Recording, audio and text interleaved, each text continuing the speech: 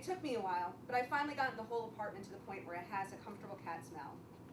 It's not anything a human would be able to smell, but if some other cat were to come here and try to move in with us, she would know that another cat already got here first.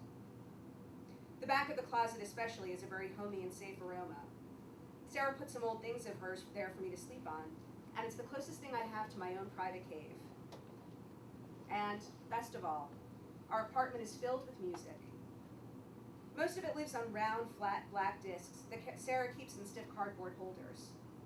All the cardboard holders have pictures or drawings on them, and some of them look exactly like the posters hanging on our walls.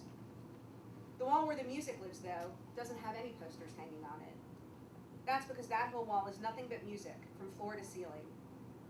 Sarah tells me I'm not allowed to mark any of it with my claws, which means it belongs just to her, and not to both of us. Still, I get to listen to it with her. The black discs don't look like they should be able to do anything, but Sarah puts them on a special silver table that can hold 2 black discs at one time. Then she presses some buttons and moves some things around, and the discs sing their music. Sometimes we only listen to 1 or 2 songs, but there are times when Sarah makes the black discs sing all day. Sometimes, although not very often, Sarah sings with them. That's always my favorite. It's because of music that I adopted Sarah in the first place. This was when I was very little and been living outside with my littermates. We were running away from some rats one day, which are the most disgusting creatures in the whole world. They have horrible long teeth and claws, and they smell bad. And if they're not chasing you to hurt you, then they're trying to steal whatever bits of food you've managed to find. Then it started to rain. A huge, terrifying thunderstorm that I was sure would drown every living thing that couldn't find a hiding place. My littermates and I, between running from the rats and then trying to hide from the rain, got separated. I ended up tucking myself in a broken cement block in a big empty lot. I was scared to be alone for the first time in my life, and I started mewing in the hopes my littermates would hear me and come find me. Instead, Sarah found me. Of course, I didn't know she was Sarah then. I just knew she was a human, taller than most of them, with brown hair to her shoulders. She looked older than a lot of the humans who live in Lower East Side, but not really old. Usually I'm very good at staying hidden from humans when I don't want them to find me. Most people would walk right past my hiding places without ever seeing me. I don't think Sarah would have seen me either, except that she stopped in front of the lot and stared at it for a long time.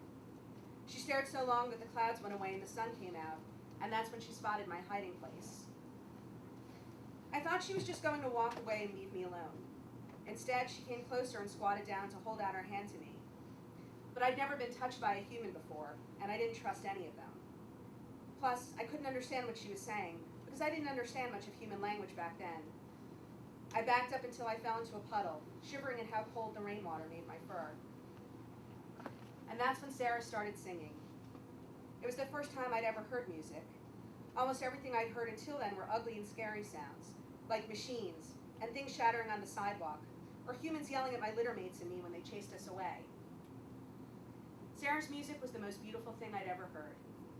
I'd seen beautiful things before, like the plates of perfect food that people ate at outside tables in warm weather, or the shady grass under trees in the park that humans go to, which meant my littermates and I could do nothing but hide from the humans and look with longing at how pretty the sunlight was and how cool the shade looked. But when Sarah sang, it was the first time something was beautiful just for me. Sarah's music was my beautiful thing, and nobody was going to chase me away from it or try to take it from me. I couldn't understand the words she was singing, but there were 2 words her song kept saying, "Dear Prudence." She sang "Dear Prudence" right to me like it was my name. And it turns out Prudence was my name. I just didn't know it yet. But Sarah knew it all along.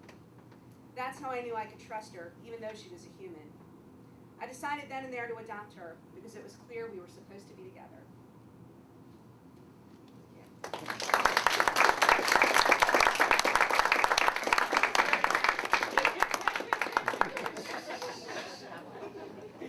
I think Gizmo was drifting into a very nice snooze as I was reading and now.